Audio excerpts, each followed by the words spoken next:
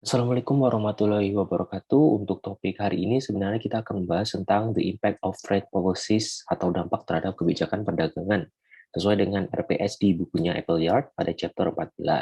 Namun saya rasa penting ya untuk mengetahui terlebih dahulu kebijakan-kebijakan apa yang ada di perdagangan internasional, sehingga kita akan membahas chapter 13 terlebih dahulu. Terlepas dari argumen secara teori yang menunjukkan keuntungan net welfare yang dihasilkan dari perdagangan internasional tanpa barriers, individu dan organisasi mungkin terus ya menekan pembuat kebijakan untuk membatasi impor atau secara artifisial meningkatkan ukuran ekspor suatu negara. Karena ekspansi atau kontraksi perdagangan internasional akan berimplikasi pada distribusi pendapatan. Sehingga penting untuk mengetahui siapa yang akan diuntungkan dan yang akan dirugikan dari campur tangan perdagangan untuk menilai dampak ekonomi dan politik dari kebijakan perdagangan alternatif.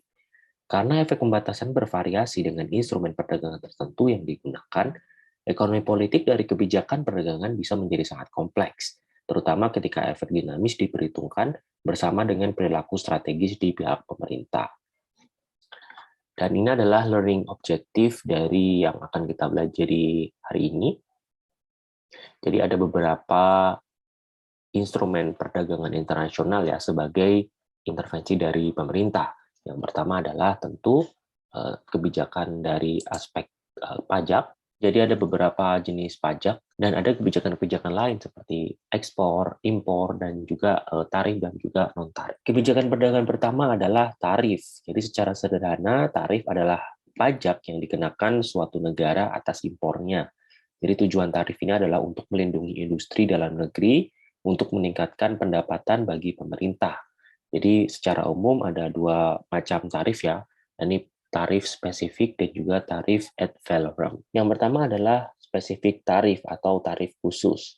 Jadi tarif khusus ini adalah bea masuk yang membebankan pajak moneter tetap per unit fisik barang yang diimpor. Jadi penekanannya adalah physical unit imported ya. Jadi bea khusus mungkin misalnya 25 US dollar per ton yang diimpor, atau misalnya tarif on frozen orange juice is 7.85 cent per liter. Jadi dia hitungannya per liter ya, dia dikenakan 7,85. Otoritas pajak dapat mengumpulkan tarif tertentu dengan mudah karena mereka hanya perlu mengetahui kuantitas fisik impor yang masuk ke negara tersebut, bukan nilai moneternya. Namun tentu dengan skema tarif seperti ini, tarif spesifik memiliki kelemahan mendasar sebagai instrumen proteksi bagi produsen dalam negeri, karena nilai proteksinya berbanding terbalik dengan harga impor. Jika harga impor dari produsen asing misalnya, jika harga impor dari produsen asing adalah 5 US dollar dan tarifnya adalah 1 US dollar per unit ya. Ini setara dengan tarif 20% kan. Namun jika terjadi inflasi dan harga impor naik menjadi 10 US dollar, tarif spesifiknya sekarang hanya 10%. Karena dia fisik ya, berdasarkan fisik ya. Jadi di sini tidak berdasarkan harga. Jadi karena ada inflasi misalnya dari 5 dolar ke 10 dolar, dia tarifnya tetap 1 dolar. Yang berarti ini menjadi 10%-nya dari total harga impornya. Nah, di sini memang kekurangan dari tarif spesifik. Nah, produsen dalam negeri memang merasa bahwa skema tarif seperti ini sangat tidak aware dengan adanya proteksi ya selama ada periode-periode di mana ada inflasi yang sangat tinggi. Jenis kebijakan tarif selanjutnya adalah tarif ad valorem yang memungkinkan produsen dalam negeri untuk mengatasi hilangnya nilai proteksi yang dikenakan tarif spesifik selama inflasi. Jadi tarif ad valorem ini menyempurnakan skema tarif khusus ya. Tarif ad valorem dikenakan sebagai persentase konstan dari nilai moneter satu unit barang yang diimpor. Jadi jika tingkat tarif ad valorem adalah misalnya 10% gitu ya, barang impor dengan harga yang ada di pasar internasional misalnya 10 US dollar, maka dia pajaknya adalah 1 US dollar.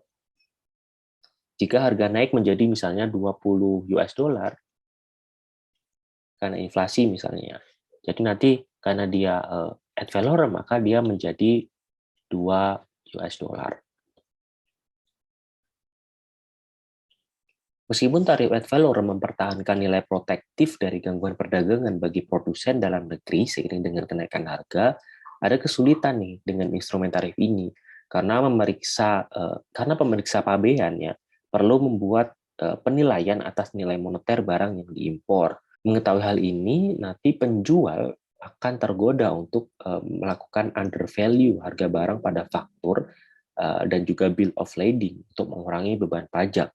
Sedangkan di sisi lain, pejabat bea cukai dapat dengan sengaja menilai terlalu tinggi suatu barang untuk mengatasi penilaian yang terlalu rendah. Jadi nanti dia bisa melakukan overvalue untuk meningkatkan tingkat proteksi dan pendapatan tarif. Nah, tentu saja importir mungkin lebih jauh menurunkan nilai untuk mengimbangi penilaian yang terlalu tinggi, yang mengimbangi penilaian yang kurang, dan seterusnya. Nah, memang untuk ad valorem ini masih memiliki kekurangan juga ya. Di sini ada potensial overvalue dan juga undervalue dari kedua pihak, antara pedagang dan juga dari pemeriksa bea-nya. Selanjutnya adalah ada bea preferensi atau preferential duties. Adalah tarif-tarif yang dikenakan pada suatu impor menurut sumber geografisnya. Jadi misalnya sebuah negara yang diberikan pemberlakuan istimewa membayar tarif yang lebih rendah. Jadi contoh historis dari fenomena ini adalah persemakmuran atau preferensi kekaisaran, ya, di mana Inggris Raya mengenakan tarif yang lebih rendah jika barang tersebut masuk ke Inggris dari negara yang merupakan anggota persemakmuran Inggris seperti Australia, Kanada, atau India. Saat ini, biaya preferensi di Uni Eropa atau European Union memungkinkan barang yang masuk ke satu negara seperti Prancis dari negara Uni Eropa yang lain seperti Italia untuk membayar tarif nol. Contoh yang lainnya adalah Generalized System of Preference atau GSP, yakni merupakan sebuah sistem yang saat ini berlaku di mana sejumlah besar negara maju mengizinkan pengurangan bea masuk atau masuk bebas bea untuk daftar produk yang dipilih. Jadi dia tergantung dari produknya ya pada saat melakukan ekspor ke developed world. Pembebasan bea masuk untuk beberapa jenis barang ini ada meskipun tarif positif dikenakan jika produk tersebut datang dari negara maju atau negara berkembang lainnya yang lebih kaya. Jadi kalau di Indonesia sendiri berdasarkan data dari United States International Trade Commission pada tahun 2019 yang lalu ya, ekspor ke Indonesia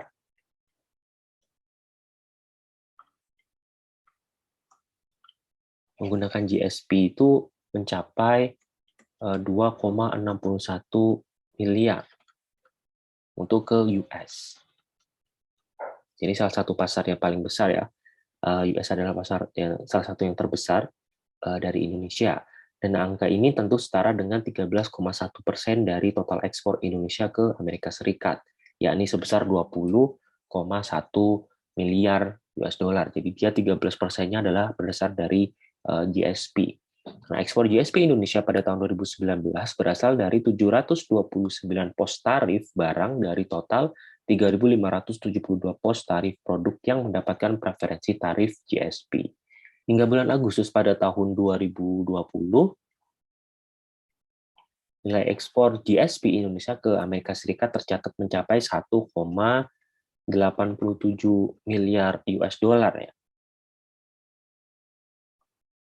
atau naik sebesar 10,6% dibandingkan periode yang sama di tahun sebelumnya.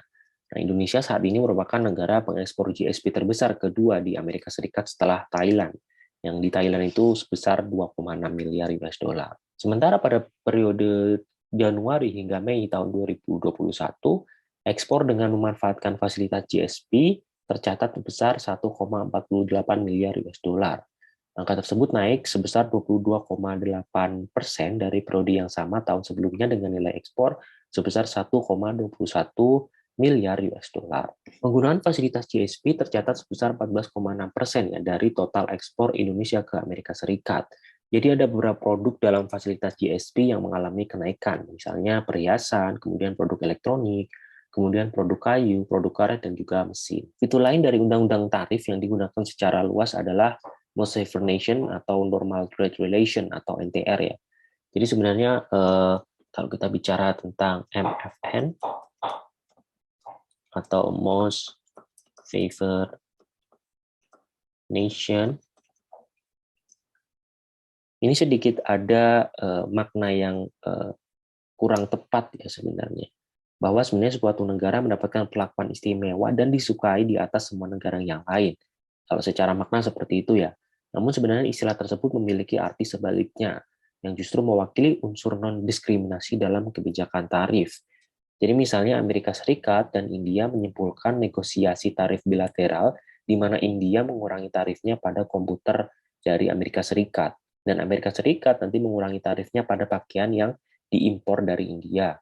Nah, perlakuan negara yang paling disukai atau MFN tadi menyatakan bahwa negara ketiga manapun yang memiliki perjanjian MFN atau NTR dengan Amerika Serikat, misalnya Kenya, akan mendapatkan pengurangan tarif yang sama untuk pakaian dari Amerika Serikat yang diterima dari India.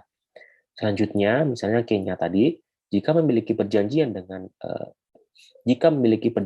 MFN atau NTR dengan India, mereka juga akan mendapatkan pengurangan tarif yang sama dari India untuk komputer yang diimpor dari Amerika Serikat. Nah, pengurangan untuk Kenya ini terjadi meskipun Kenya sendiri tidak ambil bagian dalam negosiasi tarif bilateral. Akibatnya mereka membuat tarif Amerika Serikat untuk pakaian dan tarif India untuk komputer tidak terdiskriminasi menurut negara asalnya. Undang-undang tarif selanjutnya adalah Offshore Assembly Provision. Jadi bisa disebut dengan OAP ya, atau sekarang disebut sebagai Production Sharing Arrangement oleh Komisi Perdagangan Internasional Amerika Serikat. Jadi untuk OAP ini misalnya Amerika Serikat mengimpor telepon seluler dari Taiwan dengan harga $80 per telepon. Nah, jika tarif telepon seluler adalah misalnya 15%, maka pajak impornya adalah 12 US dollar. Jadi misalnya tarifnya adalah 15%, maka pajak impornya adalah 12 dolar yang harus dibayarkan untuk setiap telepon yang dibawa ke negara tersebut. Dan dengan asumsi misalnya negara kecil gitu ya. Harga untuk konsumen Amerika Serikat misalnya adalah 92 US dollar. Nah, namun misalnya ada komponen Amerika Serikat yang digunakan dalam produk yang dibuat oleh perusahaan Taiwan. Jadi nanti ada komponen dari Amerika Serikat ya, dan komponennya itu adalah 52 US dollar. Nah, dengan skema OAP ini, tarif Amerika Serikat itu yang 15% itu diterapkan pada nilai produk akhir dikurangi nilai komponen yang digunakan dalam pembuatan produk akhir itu, yaitu nilai tambah di negara asing. Jadi ketika ponsel tadi ya, tiba di pelabuhan Amerika Serikat dan dia kena pajak, nilai kena pajak untuk tarifnya adalah 80 dikurangi 52 ya. Menjadi 28 US dollar. Nah, nanti 15% ini kenanya di yang 28 US dollar ini. Sehingga nanti bea masuknya adalah 4,2 US dollar. Harga untuk konsumen Amerika Serikat setelah tarif diberlakukannya adalah 84,2 US dollar saja. Jadi beda dengan yang tadi ya, misalnya harga HP atau harga teleponnya adalah 80. Setelah kena pajak 15%, maka nanti harganya adalah 92 karena pada saat itu tidak ada komponen dari Amerika Serikat. Jadi misalnya ada komponen dari Amerika Serikat misalnya sebesar 52 US dollar per telepon, maka dia harus dikurangkan terlebih dahulu ya dengan harga dari handphonenya. Isu yang menonjol dalam pembahasan tarif adalah mengenai tingginya tarif rata-rata suatu negara, atau dengan kata lain bahwa seberapa besar gangguan harga yang ada dalam penentuan tarif suatu negara. Jadi masalah mungkin muncul ya karena sebuah negara memiliki jumlah besar tarif yang berbeda pada barang-barang yang diimpor. Tentu kita bertanya-tanya sebenarnya bagaimana kita menentukan tarif rata-rata dari variasi yang besar ini. Jadi salah satu ukuran tingkat tarif rata-rata suatu negara adalah tingkat tarif rata-rata yang tidak terbobot. Jadi misalnya kita hanya memiliki 3 barang impor dengan tarif sebagai berikut misalnya. Jadi misalnya ini ya untuk yang unweighted tarif atau yang tidak terbobot. Jadi misalnya barang A 30%, kemudian barang B 40%, barang C 10%. Nah, nanti pada saat menghitung dengan menggunakan unweighted average atau yang tidak terbobot, jadi dia bisa langsung dihitung rata-ratanya gitu ya, antara tiga produk ini. Jadi tadi dihitung rata-ratanya berarti 26,7%. Masalah dari teknik ini adalah bahwa teknik ini tidak memperhitungkan kepentingan relatif dari impor. Jadi misalnya jika negara tersebut mengimpor sebagian besar barang A, maka rata-rata tidak tertimbang ini akan cenderung melebih-lebihkan tinggi tarif rata-rata negara tersebut. Sehingga di sini ada alternatif untuk menggunakan weighted ya. Jadi misalnya kalau yang weighted, misalnya ada tiga jenis barang ya, barang A, B, dan C.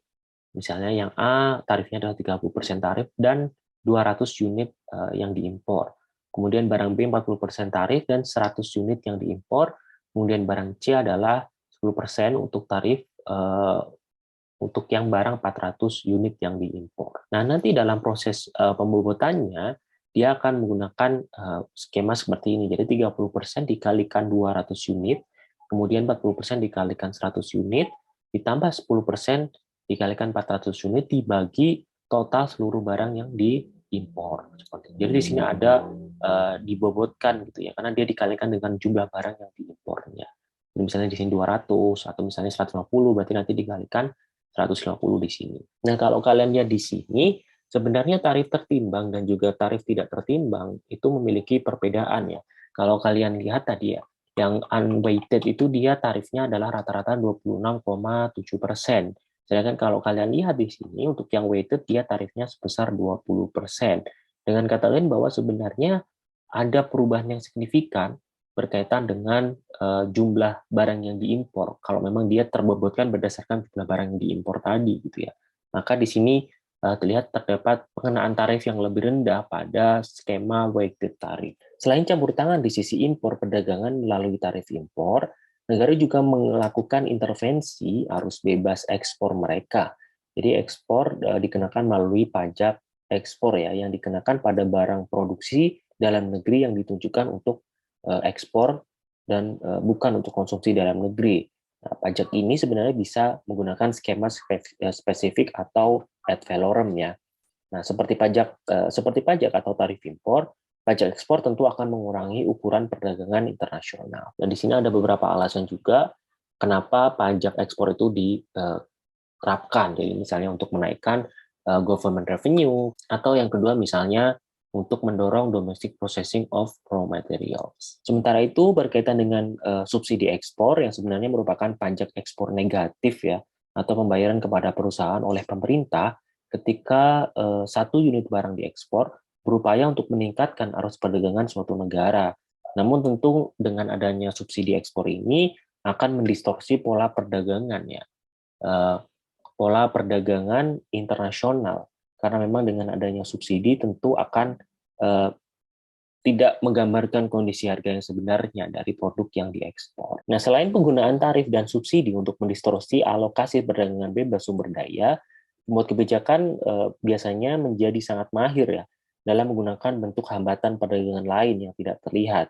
Jadi misalnya dengan menerapkan non-tarif barriers untuk perdagangan. Nah, mungkin para ekonom ya telah mencatat bahwa karena tarif telah diturunkan melalui negosiasi tarif multilateral selama 50 tahun terakhir, dampak pengurangan ini mungkin secara penting diimbangi dengan menjamurnya non-tarif barriers. Dengan kata lain bahwa karena memang banyak negara yang sudah sepakat ya dengan adanya pembebasan tarif, maka negara-negara itu banyak yang dia akhirnya menggunakan skema non-tarif barriers untuk melindungi produk lokal mereka. Selanjutnya adalah impor kuota. Jadi kuota impor berbeda dari tarif impor ya, karena gangguan terhadap harga yang dapat dibebankan di pasar domestik untuk barang impor bersifat tidak langsung. Skema ini tidak langsung ya istilahnya dampaknya, karena kuota itu sendiri beroperasi secara langsung pada kuantitas impor, bukan pada harganya. Jadi kuota impor menetapkan bahwa hanya sejumlah barang fisik tertentu yang diizinkan masuk ke negara tersebut selama periode waktu misalnya 1 tahun. Namun di beberapa kondisi memang kuota dan tarif ini memiliki efek yang sama. Selanjutnya adalah chapter 14 ya, berkaitan dengan the impact of trade policies. Jadi dalam melakukan analisis dampak terhadap kebijakan-kebijakan perdagangan, di bukunya Appleyard itu menggunakan pendekatan consumer surplus dan juga producer surplus. Jadi sedikit review ya, bahwa consumer surplus adalah mengukur kesejahteraan konsumen secara keseluruhan. Dan ingat bahwa consumer surplus adalah area atau daerah antara kurva permintaan dan juga harga pasar. Ya. Consumer surplus ini nanti tentu akan berbanding terbalik dengan harga yang diterapkan. Jadi dia gambarnya seperti ini ya. Ini adalah consumer surplus karena dia harga equilibriumnya untuk P-starnya di sini, maka yang di atasnya adalah consumer surplus. Jadi konsumen-konsumen yang bisa membeli di atas harga pasar. Sementara producer surplus adalah ukuran kesejahteraan untuk produsen.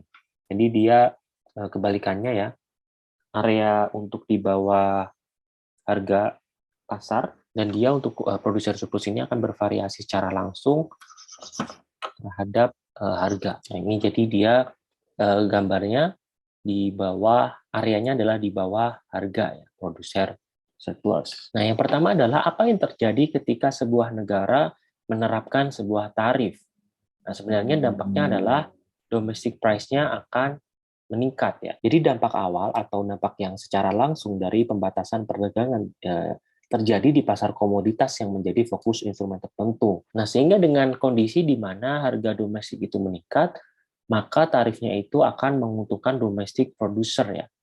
Dan yang kedua adalah tentu akan merugikan domestic consumer dan juga akan menciptakan tarif revenue for the government. Nah, karena negara dapat mengimpor semua yang diinginkannya pada harga internasional atau pay-in gitu ya, misalnya, maka harga domestiknya atau harga di dalam negeri itu akan sama dengan harga internasional. Berarti nanti P0-nya adalah di sini. Jika negara kecil mengenakan tarif impor, maka harga domestik barang asing meningkat sebesar jumlah tarifnya. Jadi misalnya di sini dia mengenakan tarif gitu ya, negara kecil itu mengenakan tarif dan dia menggunakan sistem ad valorem, maka dia akan meningkatkan harga domestiknya. Di sini harga domestiknya akan meningkat, misalnya menjadi P1 besar 1,35 US dollar. Sehingga di sini untuk P-in-nya adalah P internasional setelah ditambahkan dengan tarif. Nah, di sini tadi ya untuk yang P internasional, jadi untuk yang di sini karena dia supply, maka di sini adalah quantity of supply 0 ya. Kemudian yang di sini adalah quantity of demand 0 sebelum terjadi penerapan tarif ad valorem. Nah, setelah dia menerapkan tarif ad valorem, supply-nya itu dia meningkat gitu ya, menjadi 1.250. Jadi ini adalah key S1 dan di sini adalah demand-nya ternyata dia mengalami penurunan menjadi 1.750. Ini adalah key D1. Nah, kalau kita bicara antara quantity of demand, pada saat dia quantity of demand itu lebih besar dari quantity of supply, berarti kan di sini ada shortage of supply atau kekurangan supply. Nah, dengan adanya shortage of supply ini, maka diperlukan impor. Nah, sehingga di sini shortage of supply-nya karena dia demand-nya tadi sebesar 2.000 dan supply-nya adalah 1.000, maka impornya adalah 1.000. Seperti itu. Dan dengan adanya pengenaan tarif, maka membuat harga dari produk tersebut meningkat ya, dari awalnya 1 menjadi 1,35. Sehingga di sini akan menurunkan impornya. Yang awalnya itu dia di sini ya, berubah menjadi di sini. Yang awalnya 1.000 menjadi hanya 500. Nah, apa net impact dari perubahan ini? Karena penerapan kebijakan ini melibatkan istilahnya pihak yang diuntungkan dan juga pihak yang dirugikan ya. Kita harus beralih ke instrumen yang memungkinkan kita untuk mengevaluasi biaya dan manfaat yang diperoleh oleh semua pihak yang terkena dampak. Nah, dalam menganalisis dampak dari penerapan tarif ini, kita bisa menggunakan pendekatan consumer surplus dan juga producer surplus ya, seperti yang saya jelaskan di awal tadi. Jadi ingat ya bahwa kalau kita berbicara consumer surplus, berarti kita berbicara konsumen-konsumen yang dia bisa membeli di atas harga yang sudah ditentukan. Jadi awalnya dia misalnya di P0 gitu ya. Jadi dia 1 US dollar, berarti kan dia di sini kan. untuk consumer surplusnya. Nah, tetapi dengan adanya penerapan tarif ini, yang dia merubah harganya menjadi 1,35 US dollar, membuat surplus konsumennya itu berkurang. Jadi dia pengurangan surplus konsumennya sebesar ini. Ini wilayah A, B, C, D, ya, atau sebesar 656,25 US dollar. Sementara itu untuk producer surplus yang awalnya dia ada di sini ya, maka dengan adanya ad valorem membuat surplusnya itu meningkat. Jadi ditambah dengan wilayah A atau sebesar 393,75 US dollar. Sehingga di sini untuk revenue-nya akan meningkat ya untuk area C sebesar 175 US dollar. Jadi nanti revenue-nya ada di sini.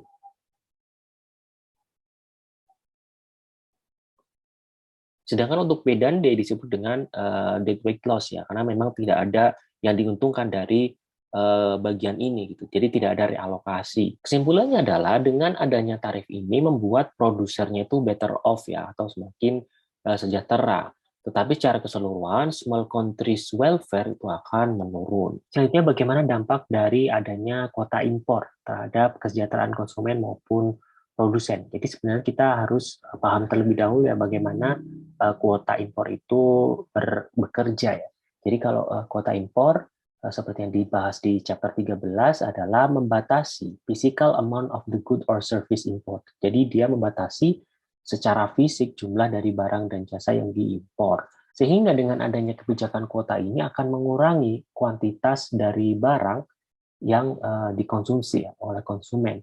Sehingga menyebabkan harga dari domestik akan meningkat. Nah, harga domestik ini terus naik sampai kuantitas yang ditawarkan di dalam negeri pada harga yang lebih tinggi, ditambah jumlah impor yang diizinkan di bawah kuota, sama dengan kuantitas yang diminta. Kebijakan kuota dengan demikian akan membatasi kuantitas yang ditawarkan, ya. Yang akan membatasi kuantitas yang ditawarkan, yang menyebabkan harga akan menyesuaikan, sehingga akan mendorong penyesuaian kuantitas dengan menetapkan harga domestik yang lebih tinggi. Dengan kata lain bahwa sebenarnya efek pasar dari kedua kebijakan tersebut adalah sama gitu ya, antara tarif dan juga kuota. Jadi ini misalnya kita refer ke case di tarif tadi ya. Ini misalnya pengenaan tarif sebesar 35% ya, 35% dari $1. Berarti kan dia 0,35, maka menyebabkan domestic price akan meningkat menjadi 1,35 US dollar. Dan quantity of import to decline from 1,000 unit to 500. Jadi di sini kuantitas impornya akan menurun ya, yang awalnya 1.000 menjadi 500. Karena memang domestic quantity supply itu akan meningkat. Karena tadi dengan adanya penerapan impor tadi, domestic quantity supply atau supply dari domestik itu akan meningkat. Karena kan tadi awalnya dia di 1.000 ya, awalnya supply-nya. Untuk yang sebelum dengan adanya impor. Tapi dengan adanya penerapan tarif, maka membuat domestik ini supply-nya akan meningkat. Nah, peningkatan supply ini disebabkan karena tadi terjadi peningkatan harga. Peningkatan harga yang awalnya 1 menjadi 1,35. Sementara itu domestic quantity demand akan menurun. Yang awalnya 2.000 menjadi 1.750. Nah, dengan adanya restriksi impor menjadi 500 unit, harga domestik ini akan meningkat dan akan berlanjut hingga kombinasi dari kuantitas domestik yang disuplai dan juga kuota impornya itu akan sama dengan quantity demanded. Sehingga setiap kuota atau setiap kebijakan kuota akan memiliki dampak yang sama dengan tarif. Sehingga pada akhirnya juga kebijakan kuota ini akan menyesuaikan dengan quantity demanded, sama halnya seperti kebijakan tarif. Selanjutnya adalah dampak dari production subsidies kepada konsumen dan juga produsen. Jadi dengan adanya production subsidies itu ternyata membuat adanya deadweight loss atau kesejahteraan yang hilang yang tidak didapatkan baik itu konsumen ataupun produsen.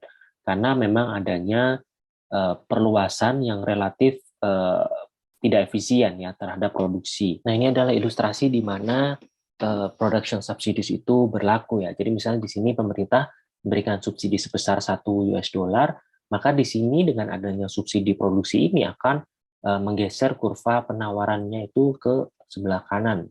Jadi awalnya dia di tingkat produksi sebesar 5 dolar ya. Dengan tingkat produksi sebesar 100 unit, dia kurva S, maka dia akan menggeser berubah tingkat produksinya menjadi 120 di sini. Nah, dengan adanya subsidi produksi ini, surplus produsen yang awalnya dia ada di sini ya, di 5 US dollar dengan produksi 100, maka dia meningkat tuh surplus produsennya. Dia kan meningkat gitu ya, harganya menjadi 6 US dollar karena dia meningkatkan produksinya menjadi 120. Sehingga dia surplus produsennya meningkat bertambah di wilayah AB. Di sini terjadi pertambahan surplus produsen. Sedangkan untuk biaya melakukan subsidinya adalah ABC. Nah, kalau kalian lihat di sini, pada saat memang pemerintah menerapkan subsidi produksi, maka produsen dapat meningkatkan produksinya menjadi 120 unit kan ketika ada subsidi produksi. Tetapi dengan tingkat produksi 120 itu, si produsen ini tetap bisa memproduksi biayanya yang dikeluarkan hanya 5 dolar saja, karena yang 1 dolar tadi dia dapatkan dari subsidi pemerintah. Sedangkan untuk area C, ini adalah area deadweight loss. Sedangkan sebenarnya untuk konsumen, untuk surplus konsumennya dia tidak berubah sama sekali, karena dia akan tetap membayar pada tingkat harga 5 dolar kan, dia berarti surplus konsumennya kan dia di sini. Jadi bagaimanapun sebenarnya dia tidak akan berkurang gitu ya surplus konsumennya. Selanjutnya adalah dampak dari pajak ekspor. Jadi kalau pajak ekspor ini menyebabkan harga yang dikenakan di sebuah negara akan turun dengan adanya pajak ekspor. Karena memang some of what had been exported is not anymore. Jadi karena memang terjadi pengurangan ekspor ya dengan adanya pajak ekspor ini, sehingga di situ akan menurunkan harga. Dengan adanya penerapan pajak ekspor ini akan meningkatkan surplus konsumen, tetapi akan menurunkan surplus produsen. Nah, ini adalah ilustrasi dari adanya pajak ekspor. Jadi dengan adanya pajak ekspor, jadi misalnya di sini dikenakan tarif pajak ekspor ya. Jadi barang-barang yang keluar dari sebuah negara itu akan uh, lebih mahal. Jadi misalnya di sini P free trade-nya adalah 80 gitu ya. Nah, jadi misalnya di sini untuk harga free trade-nya adalah 80. Dengan adanya pajak akan membuat harga yang diterima oleh setiap unitnya itu, setiap unit dari ekspornya itu akan berkurang, misalnya menjadi 70. Ini adalah P internasional sebelum adanya penerapan pajak ekspor. Dan ini adalah harga internasional dikurangi tax-nya. Nah, di sini adalah untuk export tax. Awalnya dia dengan adanya free trade bisa dapat 80 US dollar ya.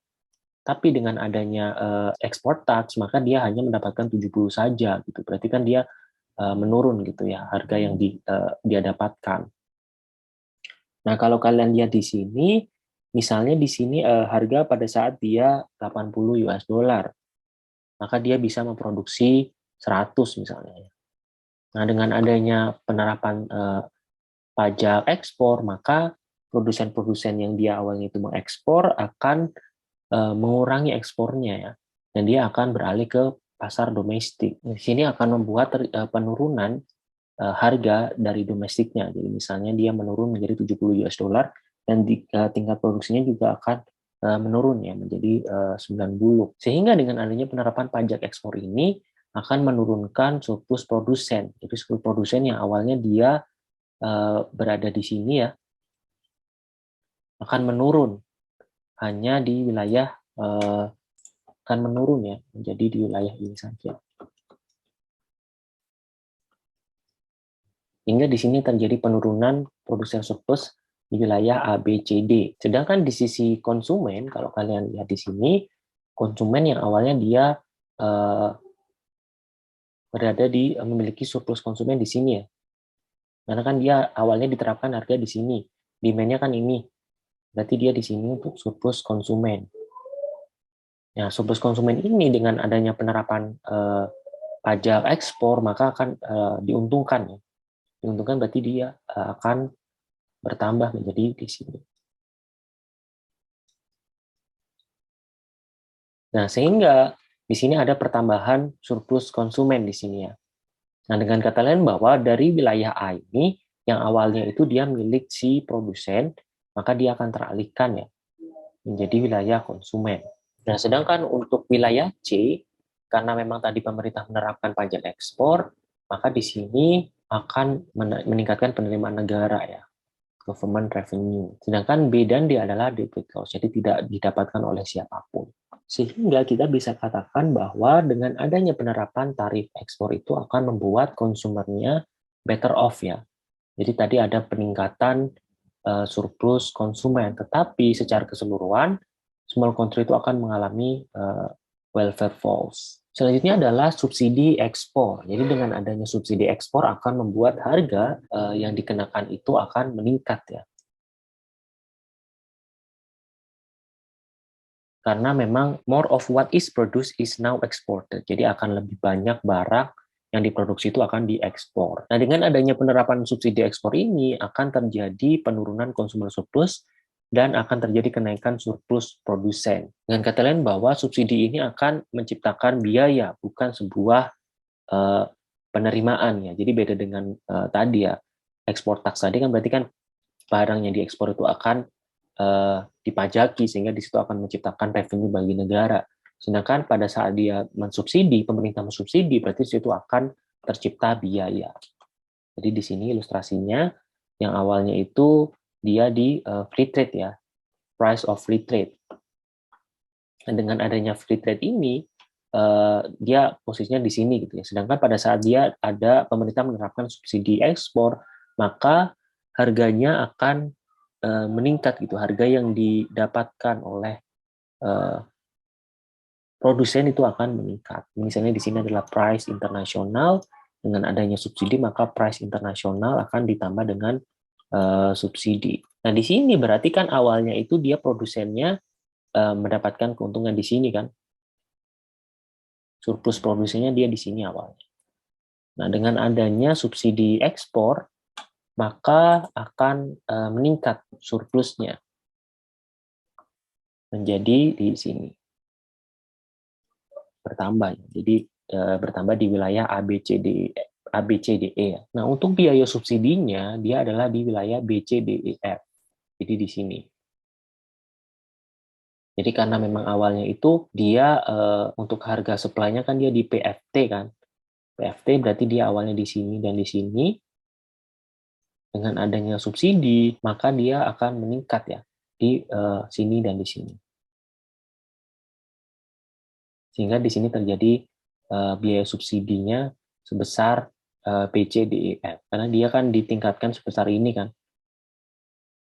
Maka ini biaya untuk subsidinya.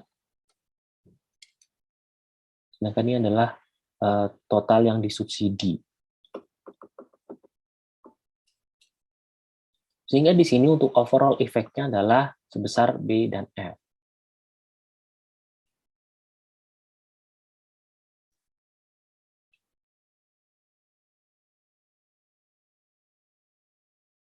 Jadi di sini ada kerugian gitu ya secara keseluruhan. Karena memang dengan diterapkannya subsidi tadi membuat adanya biaya tambahan ya. Jadi meskipun dia surplus produksinya itu meningkat, tapi kalau kita lihat di sini ada overall loss yang membuat negara itu mengalami kerugian. Nah ini jadi pada saat dengan diterapkannya subsidi ekspor, maka membuat produsennya itu better off, tetapi secara keseluruhan small countries-nya akan small countries welfare-nya akan menurun. Selanjutnya adalah berkaitan dengan large country case. Jadi karena kita sudah membahas tentang small country case, sekarang kita akan membahas tentang case untuk yang negara besar. Jadi dalam analisis sebelumnya, tarif itu akan menyebabkan imposing countries price to rise. Jadi tarif itu akan meningkatkan harga ya, harga dari sebuah negara, produk dari sebuah negara by the full amount of the tarif. Jadi dari memang seluruhnya berasal dari tarif itu. Kondisi ini berarti bahwa dengan penerapan tarif di negara yang kecil ini, sebenarnya tarif itu tidak akan berdampak terhadap harga dari harga internasional ya. Nah, case-nya adalah bagaimana sebenarnya pada saat penerapan tarif itu diterapkan pada negara yang besar atau tidak kecil ya. Nah, di sini adalah ilustrasi bagaimana sebenarnya dampak penerapan tarif di negara besar. Jadi misalnya di sini dengan adanya tarif itu akan menyebabkan harga itu akan meningkat ya di negara pengimpor atau importing country. Sedangkan harga akan menurun di negara pengekspornya. Selanjutnya adalah kuota impor. Jadi sama seperti di kondisi di mana dia negara kecil, jadi kuota impor dalam kondisi negara besar menyebabkan penyesuaian harga karena memang berkurangnya jumlah impor yang dibeli oleh negara pengimpor. Karena negara pengimpor adalah negara yang besar, jadi bagaimanapun akan memiliki efek yang secara lebih nyata gitu ya pada permintaan internasional atau permintaan dunia. Jadi untuk produk-produk yang diimpor tadi. Dan karenanya akan mengurangi harga internasional. Selanjutnya seperti halnya tarif dan juga kuota, nanti dengan adanya VIR itu juga akan menyebabkan harga di negara pengimpor naik dan harga di negara pengekspor turun.